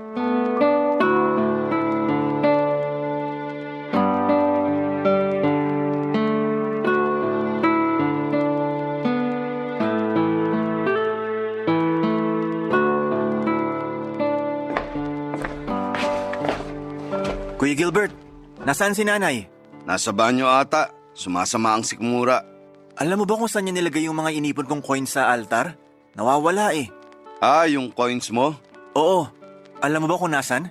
Ginastos ko na. Seryoso ka ba? Alam mo bang hindi maganda na nag-iipon ng barya? Lalo kung ilalagay mo sa altar. Bakit? Para raw pinag-iipunan mo na ang kamatayan mo pag ganun. At sino naman na nagsabi sa iyo niyan? Mga kamag-anak natin. Tanong mo pa kay nanay. Pinaghirapan kong ipunin yun. Nilalayo lang kita sa kamatayan at kamalasan. Dapat nga magpasalamat ka pa sa akin eh. Magpasalamat sa'yo? Dahil nilustay mo ang mga barya ko? Pinrotektahan lang kita. Saan mo ginamit ang mga barya ko? Kung saan-saan. Bumili ako ng luya para sa goto na niluto ni nanay kahapon. Magkano lang ang luya? Yung natira, pinangbili ko ng yosi. Hati kami ni nanay. At ginamit mo pa talaga para sa bisyo mo. Para sa bisyo namin ni nanay. Nagtatalo ba kayong magkapatid? Rinig ko kayo sa banyo. Pinapaliwanag ko lang kay Topper, Nay, na masama ang nag-iipon ng barya lalo kung ilalagay sa altar. Ah, oo. Mabuti nga hindi mo nilagay sa alkansya topper kasi mas mabilis daw gumana ang kamalasan nun. Hindi ko pinaniniwalaan ang pamahiin na yan. Kaya hindi yan gagana sa akin. Sa susunod, ipabuo na lang ang barya at idiretso mo na sa bangko, wag na sa altar. Wala na talaga akong ilalagay dyan sa altar maliban sa insenso. Sarili mong kabahay pag nanakawan ka. Hindi kita pinagnakawan, ha? Ayusin mo yung mga salita mo. Ginawan ka na nga ng pabor eh. Kailan naging pabor sa akin na pagnakawan ako ng pera? Niligtas nga lang kita sa kamatayan. Ay, awat na kayo sa pag-aaway. Kayong dalawa na nga lang ang magkapatid, panay pa ang pag-aaway nyo. Ipaliwanag mo kasi, Nay, kay Topper na iniisip ko lang ang kalagayan niya. Ang galing naman. Kaya mo ba naisip na ipangbili na lang ng Yossi yung mga barya ko? Yossi namin ni nanay. Dalawa kaming nakinabang doon. Hindi lang ako. Hayaan mo na yun, Topper. Sa susunod, huwag ka na kasing mag-iipon ng barya para hindi na kami matakot ng kuya mo. Pinakaba mo kami eh. Ako pa tong mali. Hindi naman namin sinasabi na mali ka. Gusto lang talaga naming mag-ingat ka. Ayoko mamatay ka, anak, dahil lang sa kakaipon mo ng barya sa altar. Tama. Kung hindi dahil sa akin, baka pinaglalamayan ka na ngayon. Grabe. Grabe talaga. Aalis muna ako. Saan ka pupunta gabi na? Ipapabuo ko sa tindahan itong mga barya sa bulsa ko para wala nang mananakaw. Pabili na rin ng isang pakete ng Yossi. Bayaran ko sa'yo sa katapusan. 20 years old lang si nanay nang ipanganak niya si Kuya Gilbert. Dahil panganay, naging practice child si kuya ng mga magulang ko. Lalo na si nanay. Kaya sa aming dalawa ay alam kong mas malalim ang koneksyon nilang dalawa kumpara sa akin. Lalo't parehas pa sila ng bisyo, ang magyosi. Lagi silang magkausap na dalawa sa tuwing wala ako sa bahay. Wala kasing trabaho si kuya at hindi siya nakapagtapos ng pag-aaral dahil tinulungan niya si nanay na mag-asikaso sa bahay. Nasanay siyang hindi nagtatrabaho at umasa lamang sa inaabot noon ni tatay. Noong namatay si tatay, sa akin naman siya bumaling para umasa ng sustento. Mas lalo pa siyang ginanahan na hindi magtrabaho noong namatay na si tatay. Ang lagi niyang rason ay kailangan ng makakasama at bantay ni nanay sa bahay. Lalo't wala na raw si tatay. Pinayagan ko ang rason na yon, lalo't babad ako sa trabaho at mas marami talaga akong oras na nailalagi sa opisina kesa sa bahay. Ayoko namang maging malungkot si nanay kapag nag-iisa ito. Kahit noong time na yon ay gusto ko nang maghanap ng trabaho si kuya para may kasama naman ako sa pagbabayad ng bills sa bahay. Lalo na sa maintenance ni nanay. Gusto ko na ring makaipon para sa sarili ko. Sa totoo lang, kahit malaki ang sahod ko ay wala akong nasimulang ipon dahil lahat ay napupunta sa mga bayarin sa bahay. Gusto ko ang lahat na matulungan, kaya naman gastos ko ang lahat ng meron sa bahay. Mas lumalaki pa nga ang gastos ko mula nang namatay si tatay kasi nagdesisyon akong mag-travel kaming mag-ina. Gusto ko kasi talagang makabawi sa nanay ko pagdating sa oras na binubuhos ko sa kanya. Kaya naman, Papa Dudut, iginagala ko na siya. Bagay na hindi ko nagawa noon kay tatay noong nabubuhay pa siya. Papa Dudut. Barangay Love Stories. Barangay Love Stories. Papa Dudut, sinubukan kong tiisin ang mga inis ko kay Kuya Gilbert. Kung ako lang ang masusunod ay ayoko na sanang makasama pa siya sa isang bahay dahil habang tumatagal, mas nagiging palaasa siya sa akin. Sinanay lang naman ang gusto kong sustentuhan noon pero dahil naka-package deal sila ni Kuya Gilbert, kaya wala na rin akong magawa pa. Damay si Kuya sa lahat ng mga ibinibigay ko kay nanay. Hindi naman din ako makaangal. Iniisip ko na lamang na masaya naman kasi si nanay kapag nandyan si kuya. Pero paano naman ako? Lagi na lamang akong binibigyan ng stress ng kapatid ko. Tulad na lamang ng pagiging wala niyang malasakit sa mga gamit namin sa bahay. Sa bagay, hindi kasi siya ang bumibili kaya madalas nasisira niya yung mga gamit kasi wala siyang pake. Masira naman kaagad, meron naman daw akong pambili.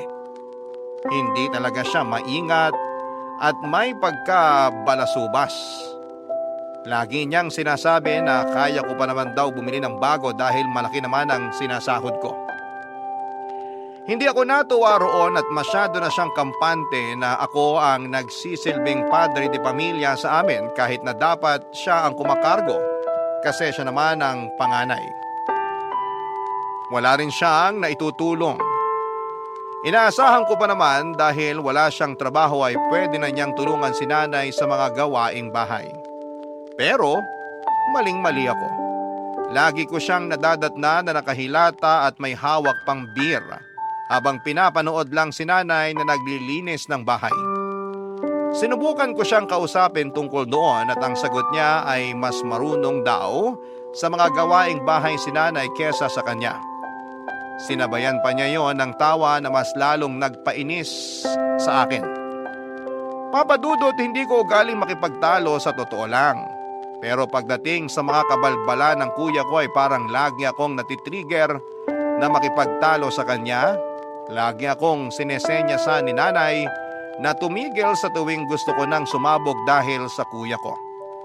Effective naman kasi napipigil ko ang sarili ko.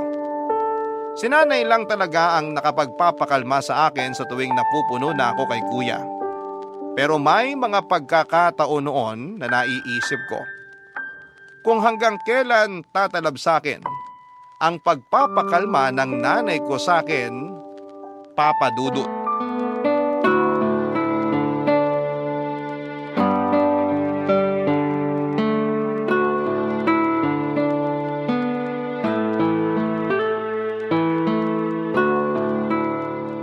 Ano ka ba naman, Gilbert?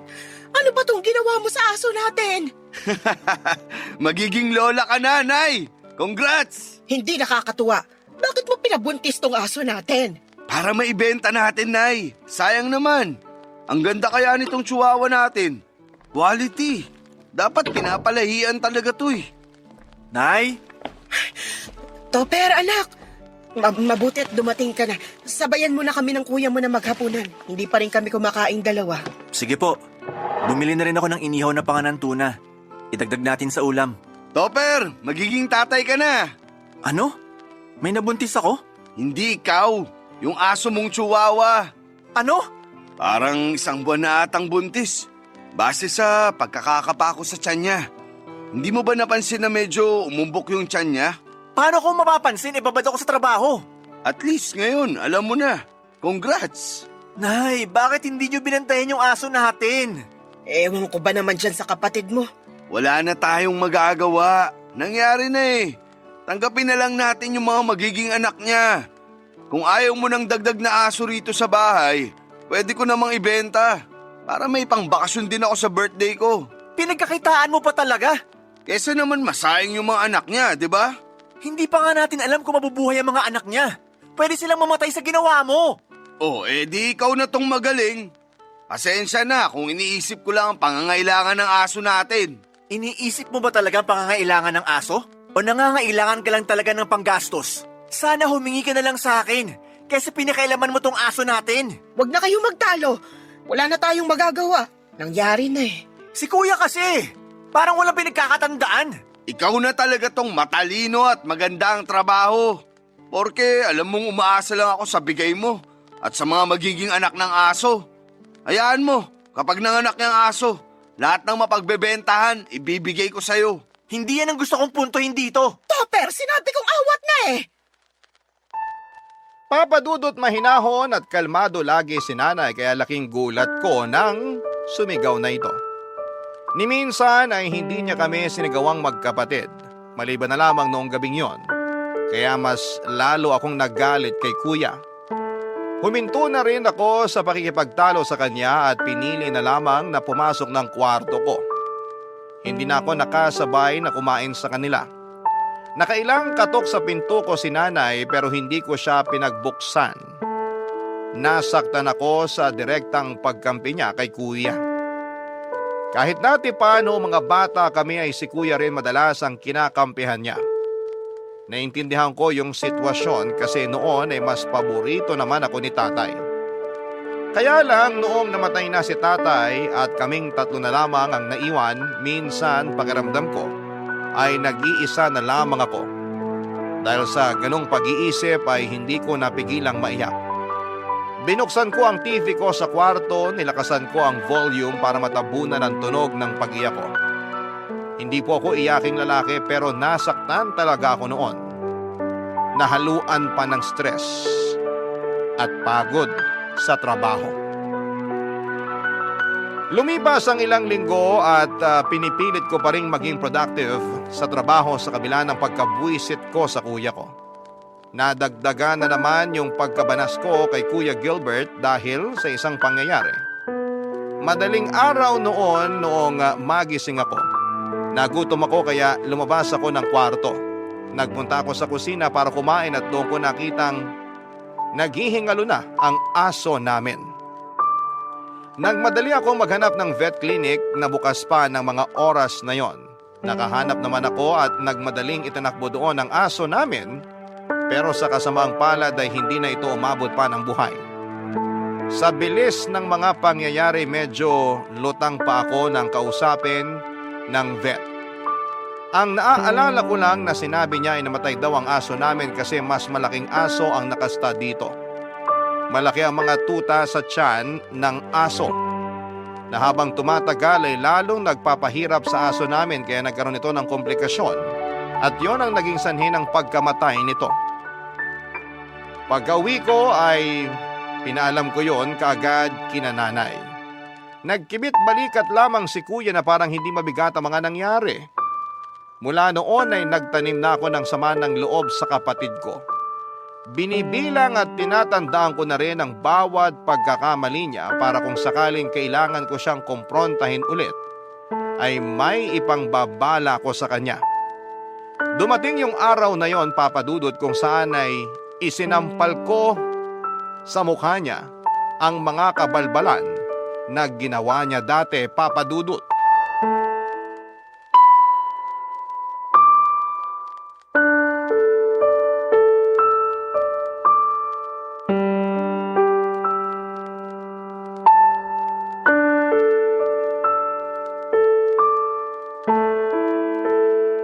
Kuya Gilbert, mag-usap tayo.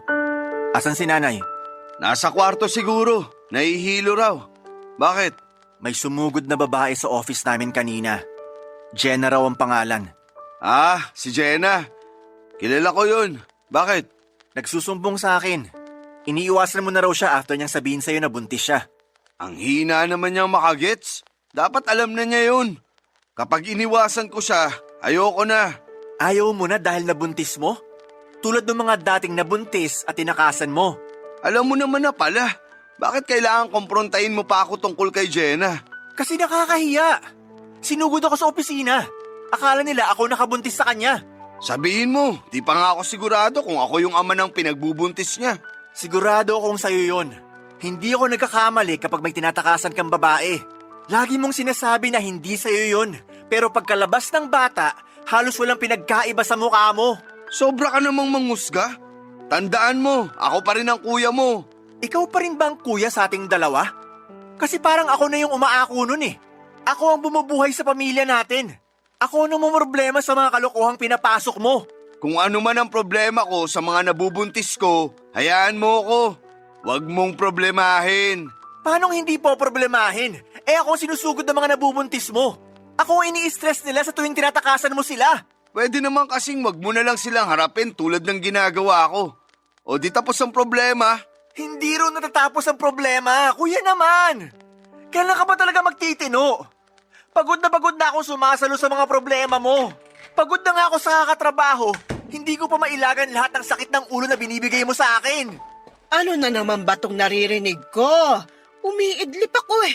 Bakit ba nagtatalo na naman kayo magkapatid? Si Topper kasi, Nay. Feeling perfect. Kanina pa ako inuusgahan dahil nakabuntis na naman ako. Nakabuntis ka na naman? Kumalma ka, Nay. Hindi pa nga ako sigurado kung sa akin yun eh. Ano ba naman, Gilbert? Panglima mo na yan ah! Hanggang kailan mo tatakasan ang responsibilidad mo sa mga babaeng nabuntis mo? Pogi problems talaga to, Nay. Kasalanan nyo to ni tatay. Gumawa-gawa kayo ng poging anak. Ayan, tuloy. Habulin. Habulin ng mga obligasyon. Pwede bang makipagbiruan ka na lang sa amin ni Nanay, Topper? Panira ka naman ng moment eh. Hindi biro mga ginagawa mo, kuya. Ilang babae pa bang bibiktimahin mo bago ka matuto? Pag binigyan ako ni Lord ng 10, doon na siguro ako hihinto. Naririnig niyo ba kung paano sumagot ng anak niyo, Nay? Naririnig ko.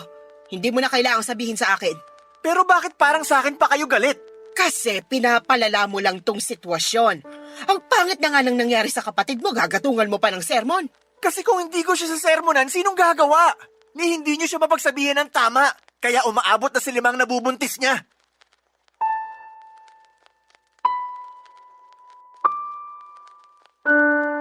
Tinalikuran ko silang dalawa at hindi na hinintay pang makasagot isa man sa kanila, Papa Dudut. Malapit na akong mapundi noon kaya minabuti ko na lamang na layasan silang pareho. Hindi ko na pinakinggan ang pag-uusap nila at muli akong nagkulong sa kwarto.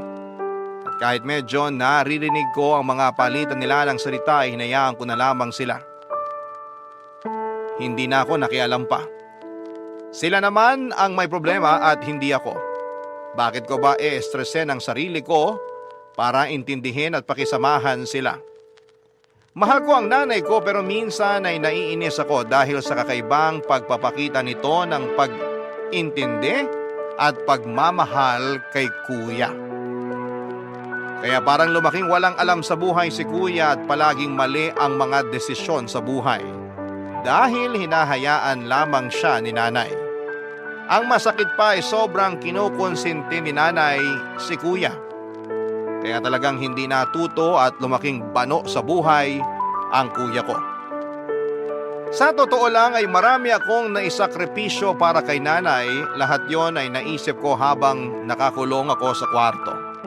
Marami akong bagay na hindi nagawa para sa sarili ko dahil kailangan ko siyang unahin sa lahat. Hindi ako nagkaroon ng asawa dahil natakot ako sa commitment para sa isang romantic relationship. Dahil oras na makapag-asawa ako ay sino na ang sasalo sa responsibilidad sa nanay ko. Malabo pa sa sabaw ng sinaing, natustusan ni kuya ang nanay namin. Kaya pinili kong hindi makipagrelasyon para mailaan ang oras ko sa pag-aalaga at pagbabantay sa nanay ko. Tulad na lang sa pagpili kong tanggihan ang offer ng isang kumpanya sa ibang bansa para magtrabaho sa kanila. Nabanggit ko yon kay nanay pero hindi ko pinatos kasi ayaw niya raw na malayo sa akin. Marami akong hindi nagagawang trabaho dahil kailangan ko siyang paglaanan ng oras dahil kung hindi ay sasama ang loob niya at hindi ako kikibuin. Natural naman daw yon. Sa mga matatanda, madamdami na sila. Pero paano naman ako, Papa Dudut? Paano na ang nararamdaman ko? Barangay Love Stories. Barangay Love Stories. Noong bata pa lamang kami ni Kuya ay siya na itong laging nakadikit at malambing kay nanay. Lagi nga siyang pinapayagan ni nanay na umabsent sa school kapag ayaw nitong pumasok. Nakonsente talaga ng malala. Napagsabihan na ni tatay si nanay dati sa pangungonsinti nito. Pero deadma lang si nanay. Tuwing uma-absent si kuya sa school ay nalalaman na lang namin ni tatay na nagpupunta sila noon sa mall ni nanay para kumain at bumili ng laruan ni kuya. May pasalubong din naman akong laruan at pagkain kay nanay pagka-uwi nila pero minsan ay naiisip ko. Sana sumabay na lamang ako sa pag-absent ni kuya. Baka minsan ay mapaboran din ako ni nanay. Hindi ko pa na-realize ang lahat ng iyon noong bata pa ako. Noong tumanda na ako at mas naging malinaw na ang isipan ko sa lawak ng mundo ay na-realize kong may mali sa sitwasyon namin. Lagi kong sinusubukang kunin ang atensyon at pagmamahal ni nanay, Papa Dudut. Gusto kong tumapat sa klase ng relasyon na meron sila ni kuya. Kaya naman nagpursige ako sa pag-aaral at pagtatrabaho at sa pagiging mabuting anak sa kanya. Naging mabuti naman si nanay sa amin pero kumpara sa kapatid ko ay malayo yung trato niya sa akin. Mas lalo kong gustong kunin ang atensyon at pagmamahal ni nanay lalo nung namatay na si tatay. Nawala na kasi ako noon ng isang taong paborito ako. At sa pagkawala ni tatay, si nanay lang ang naisipan kong lapitan para punuin ang naiwang espasyo ni tatay sa puso ko. Hindi ko yon sinabi kay nanay dahil hindi kami gaanong ka-close na dalawa para mag-share ng saloobin ko. Hindi katulad ni Kuya Gilbert kayang-kaya niyang sabihin lahat ng mga nararamdaman niya kay nanay. Doon ako higit na naiinggit dahil wala akong mapagsabihan ng nararamdaman ko. Pakiramdam ko ay nag-iisa na lamang ako lagi. Hindi ko yon pinaramdam kay nanay. Lagi kong ipinapakita sa kanya na andun lamang ako lagi sa tabi niya at nakasuporta. Papa Dudut.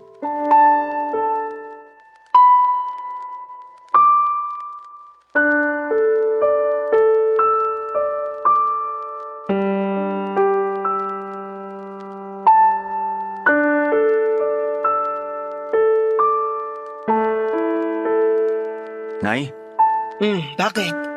mag-usap tayo tungkol kay Kuya. Mamaya na lang pagdating niya. Andun pa siya sa mga kaibigan niya, nagiinuman sila. Ayan nga ang gusto kong pag-usapan, Nay. Tungkol sa mga kaibigan niya. Habang wala siya, mag-usap tayo. Para mas maintindihan niyo rin naman po kung anong punto ko. Nagkaaway na naman ba kayong magkapatid? Lagi naman kaming may hindi pagkakaintindihan.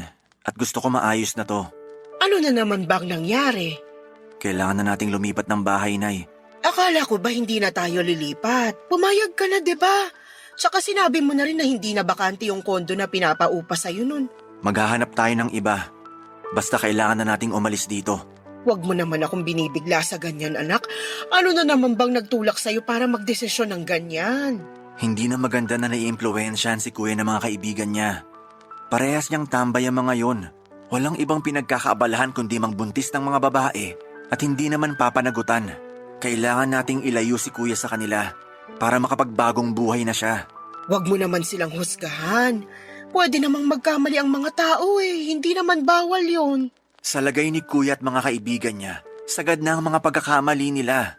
Malapit na mag-50 si Kuya pero hanggang ngayon, hindi pa rin niya alam kung anong gagawin sa buhay niya.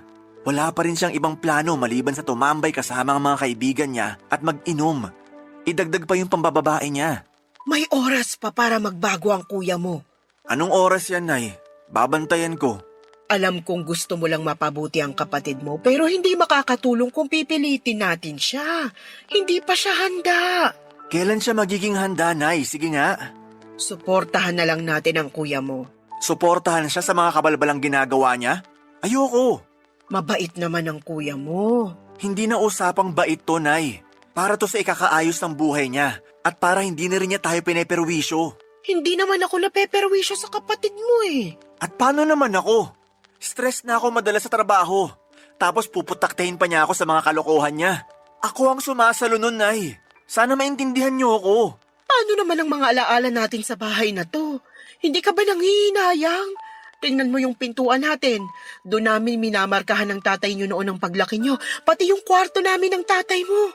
Hindi ko pinapinturahan ng mga pinintan niyo ron ng mga bata pa kayo para lagi akong may alaala tungkol sa inyo. Picture na lang natin at ipa-frame. Isabit natin kahit saang parte pa ng bahay na lilipatan natin. Ayoko talagang lumipat, anak. Matanda na ako. Madali na akong mapagod sa kakapalit ng paligid ko. Hayaan mo na ako rito. Hindi ba't gusto mo naman akong maging masaya? Dito ako masaya. Pupunta muna ako sa opisina. Itatapusin lang ako. Anak, pwede mo ba akong ihatid? Saan po ba ang punta nyo? Isasabay ko na kayo sa taxi. Sa probinsya natin pero sa Sabado pa naman. Dumating kasi yung kumari ko na si Lily galing Dubai. Gusto ko sanang makita siya at makakwentuhan. Nay, may trabaho ko sa Sabado. Baka pwedeng umabsent ka muna, minsan lang naman. Marami akong ginagawa sa trabaho tuwing Sabado, Nay. Di ba nga madaling araw na ako madalas nakakauwi dahil marami akong tinatapos sa araw na yon? Ihahatid mo lang naman ako. Pwede kang magbalikan kung gusto mo. Tapos sunduin mo na lang ako ron ng Lunes. Ang imposible po ng pinapagawa nyo. Masasakripisyo ang trabaho ko. Maraming umaasa sa akin sa office. Paano naman ako? Ikaw lang tong inaasahan ko. Hindi na naman ako nakaimik sa sinabi ni Nanay Papa Dudut. Tulad ng dati, hindi ko na naman siya nagawang tanggihan. Pero bakit kapag ako ang humihiling sa kanya, ay hindi niya ako mapagbigyan? Ganon na ba talaga ang role ko bilang isang anak? Nag-file ako ng leave sa trabaho para maihatid ko ang nanay ko. Sabado at Lunes, ni-request ko. Hindi ko naman kasi siya magawang pabiyahihin ng mag-isa. Lalo't sinusumpong siya madalas ng kanyang high blood. Bigla na lamang itong mahihilo at madalas ay dumudugo ang ilong. Kailangan niya talaga ng kasama. Sinabi ko na si kuya na lamang ang sumama sa kanya pero may pupuntahan daw ito sa mismong araw ng Sabado. Kaya ako ang inaasahan ni nanay na maghahatid sa kanya papunta sa probinsya. Hinintay ko siya at lumuwas kami pabalik ng Lunes. Hindi na ako mapakali noon dahil alam kong natambakan na ako ng trabaho. Pero kailangan kong unahin si nanay. Habang nasa biyahe pa uwi sa bahay, naalala ko bigla noong bata ako. Hindi ako nakahabol sa audition ko sa isang singing contest dahil inuna ni nanay na dumaan muna sa kaibigan niya para makipagkumustahan. Nakailang pakiusap ako na umalis na kami pero sinitan niya ako at sinabing late na din naman daw magsisimula ang audition. Pero nagkamali siya doon. Nagsimula yon sa tamang oras at hindi na ako nakaabot dahil natawag na ako para sumalang. Hindi pinagbigyan sa audition yung mga tulad kong na-late kasi marami ang mga participants. Napalagpas ko yung pagkakataon na yon dahil mas inuna ni nanay ang ibang tao.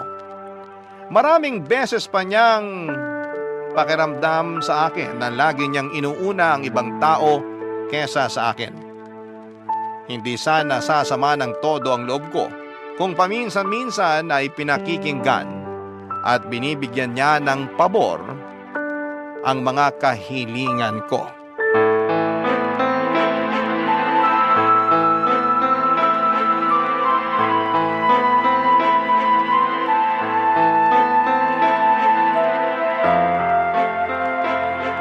Kuya, Bakit na naman? nagda-drugs ka ulit? Grabe ka namang mambintang. Yung totoo. Matagal na akong hindi gumagamit. Wala rin naman akong pambili. Di ba nga, hindi mo na ako sinusustentuhan? Saan naman ako kukuha ng pera para sa drugs? Lagi kang nakakagawa ng paraan para sa drugs dati. Dati yun. Hindi na ba pwedeng magbago ang tao? Gusto ko sanang maniwala sa'yo. Kaya lang iba kasi nakita ko kanina sa kwarto mo. Bakit ka pumasok sa kwarto ko? Kasi pinakuha ni nanay ang plancha sa kwarto mo. Gusto mong magpaliwanag? Bigay lang sa akin yun. Kaya binili mo o binigay, mali pa rin gumamit noon. Yan na nga lang ang takas ko sa pagbubunganga mo. Haharangin mo pa. Humahanap ka na naman ng rason para maipagtanggol ang baluktot mong pamumuhay. Ikaw na talaga lagi ang perfect. Ang linis mo eh. Parang hindi mo na kailangang maligo kasi wala kang dumi sa katawan. Ganyan ka talaga, no? Kapag nako-corner ka na sa kalokohan mo, bigla ka maghahanap ng ibang iinsulto sa akin. Nako, ano bang pang-iinsulto sa'yo? Hindi nga kita mahanapan ng ipipintas kasi nga, di ba? Perfect ka. Hindi kasi tutungkol sa akin. Dahil to sa issue mo sa pagdadrugs. Sige, ipagsigawan mo pa para marinig ng mga kapitbahay. Mas concerned ka pa sa sasabihin ng kapitbahay, pero wala kang concern sa mga kasama mo rito sa bahay? Paano kapag natiktikan ka? Ay di damay kami. Bakit? Pusher ba ako? User lang naman ako ah. Bakit ako titiktikan? Akala mo safe ka porque di ka nagbebenta? Anong pag-iisip yan? Safe ako. Paminsan-minsan lang naman ako gumagamit kapag may nag-aabot. At paano naman kami ni nanay? Naisip mo ba na safe kami kapag nakakagamit ka? Paano kung mawala ka sa sarili mo? Alam mong pwede kang makagawa ng hindi maganda dahil sa drugs na yan. Hindi ko kayo gagalawin. Huwag kang mag-alala. Kaya kong kontrolin ang sarili ko. Sabihin mo yan kapag drugs na nag-control sa'yo sa susunod. Nagtatalo na naman kayo? Nay, si Kuya Gilbert, bumalik na naman sa pagdadrugs. Gilbert! Stress at pagod lang ako, kaya ako napagamit, Nay. Stressed ka pa? Pagod? Samantalang wala ka namang ibang ginagawa kundi tumambay. Saan ka nakakakuha ng stress at pagod? Sa'yo, at sa pagiging pakialamero mo sa buhay ko. Gilbert, akala ko tumigil ka na. Alak naman, masama yan eh. Lumayas ka na lang dito sa bahay, kuya. Bago kami mapahamak sa mga ginagawa mo. Bakit ako lalayas? Bahay ko rin naman to. Nag-aambag ka sa upa? Sa kuryente man lang? Mineral water? Anong ambag mo? Maliban sa marurumi mong damit na sinanay pang naglalaba. Walang lalaya sa bahay na to. Pamilya tayo, dapat magsama-sama tayo. Seryoso ba kayo, Nay? Nakita nyo na nagdadrag si kuya. Pero gusto nyo kasama pa rin natin siya? Kasi pamilya tayo. Kahit magkamali ang isa, pamilya pa rin to. Anong klaseng pamilya yung hindi iisipin ang kapakanan ng mga kasama niya? Pamilya pa ba? Tungturingan natin? Huminahon ka muna kasi nadadala ka lang ng emosyon mo kaya ganyan ka magsalita eh. Ganito ako magsalita dahil napupuno na ako. Ilang beses na tayong pinahamak ni Kuya noon. Huwag na tayong magdagdag ngayon. Parang awa nyo na. Hindi ko na kaya, Nay. May karapatan pa rin ako rito sa bahay. Dito na ako lumaki. Andito rin si nanay. Bahay ko rin to. Hindi mo talaga kailangang umalis, Gilbert. Mapag-uusapan pa to. Sige, Nay. Pag-usapan natin to. Sino ang aalis sa bahay na to? Ako o si Kuya? Topper, Padaliin na natin, Nay, para matapos na to. Ako o si Kuya?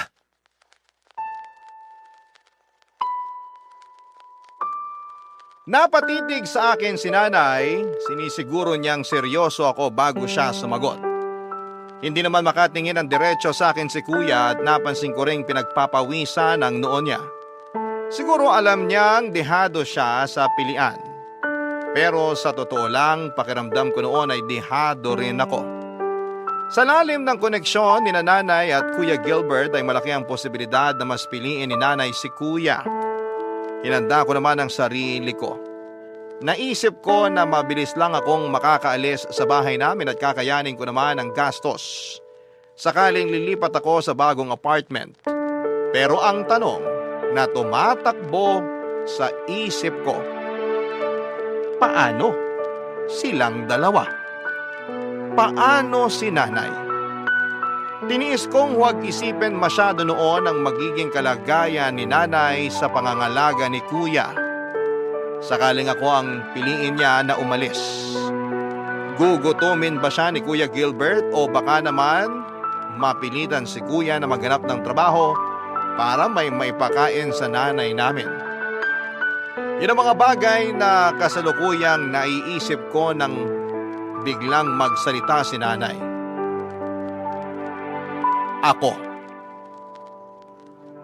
Ako raw ang pinipili niyang manatili sa bahay.